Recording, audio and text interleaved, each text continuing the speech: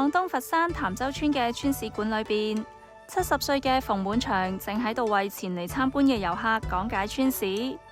佢對呢段歷史十分珍視，仲用畫筆喺牆上將30年前村裏邊嘅老建築復原。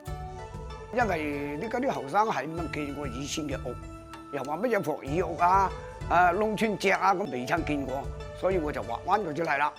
咁啊，等啲後生睇下。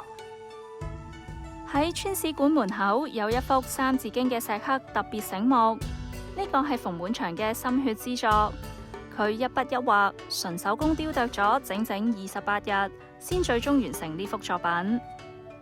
唔係話揾錢嘅，我立心係捐俾呢個祠堂，就係因為我哋三字經就係我哋嘅發源地，咁所以話我就好心機嚟寫呢幅三字經，等佢承傳咗落去。